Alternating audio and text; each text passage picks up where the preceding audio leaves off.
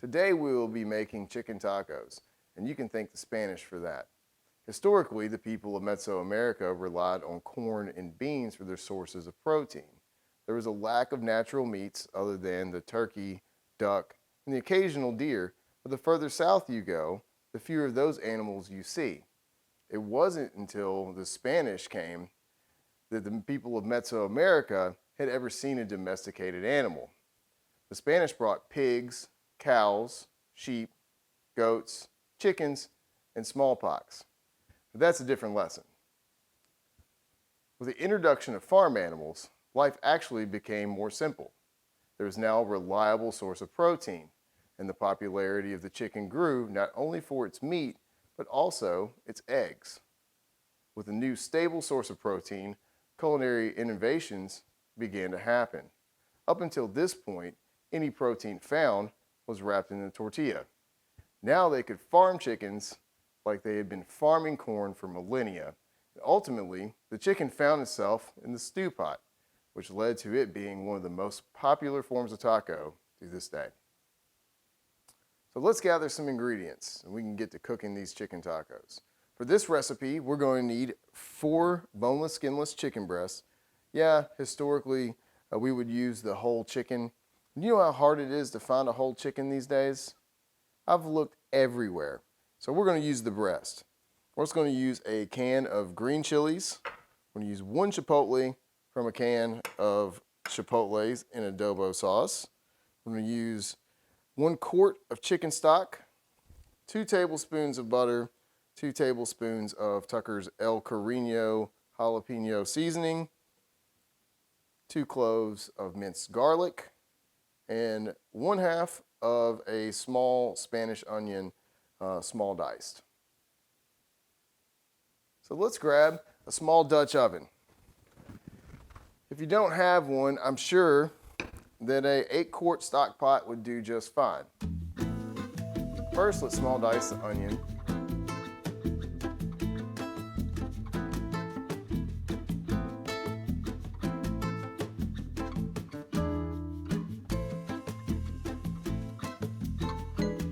Mince the garlic.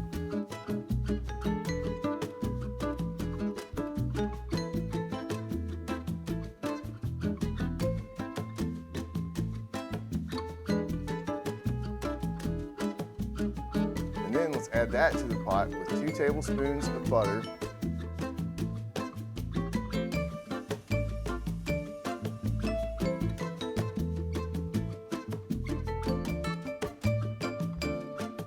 Give them a good pinch of salt and just let them sweat over medium-low heat for 3 to 4 minutes. Stir with a wooden spoon occasionally. In the meantime, let's open the can of green chilies and mince the chipotle.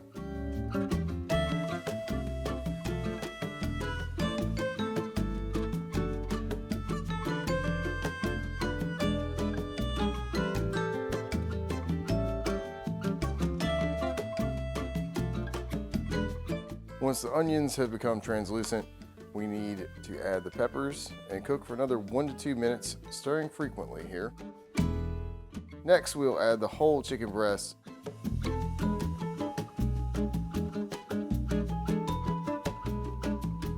Two tablespoons of El Carino seasoning and the quart of chicken stock.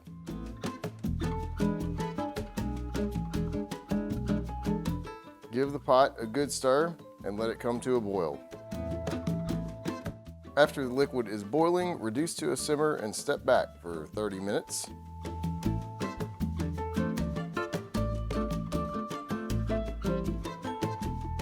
For these tacos, I really enjoy a pickled carrot and a roasted hot pepper. So let's make some quick pickled carrots. For this, you'll need 2 to 3 carrots, the other half of your onion, half a cup of white vinegar, half a cup of water, and a teaspoon of salt. Let's start by small dicing the onion. Now let's peel the carrots and slice them into 1/4-inch rounds, or coins as some people call them. Add the carrots and onions to a small pot, and then add water, vinegar, and salt. Bring these to a boil, then let them simmer for about 20 minutes.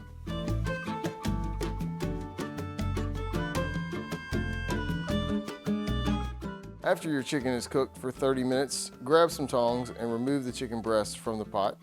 Allow them to rest for a few minutes till they can be handled, and then we'll need to shred the chicken. I'll typically shred my chicken with 2 normal dinner forks, like this. After the chicken is shredded, return it to the cooking pot and simmer for another 30 minutes. We do this because chicken breasts can be dry, and we're hoping to increase the surface area of the chicken so they can absorb more moisture. We also hope to concentrate the flavors in the liquid a little bit more. By this time, your carrots should be done. Pull those off the heat and allow them to cool. With about 10 minutes left in the cooking process, heat a pan with no oil over medium heat and begin heating up your tortillas. Store your tortillas in your tortilla basket as you finish heating the others. Heat a small amount of oil in a separate pan over medium-high heat. Have a jalapeno or a serrano pepper and place it skin side up in the pan. Char the pepper on both sides, cooking for about 30 seconds per side or until the edges become dark brown. Now we need to dice a tomato.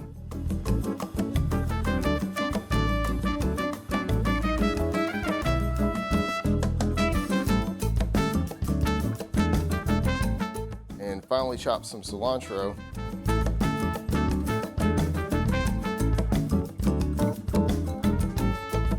And crumble a bit of queso fresco to garnish our tacos.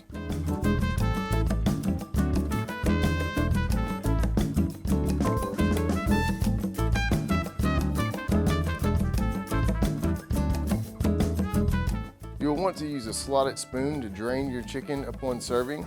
Add chicken to the tortilla, then top with tomato, cheese, cilantro, and a small dash of Mexican crema. Serve taco with charred pepper and pickled carrots.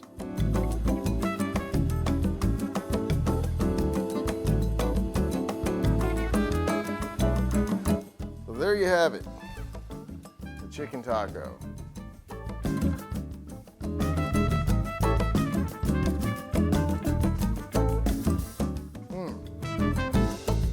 That is good.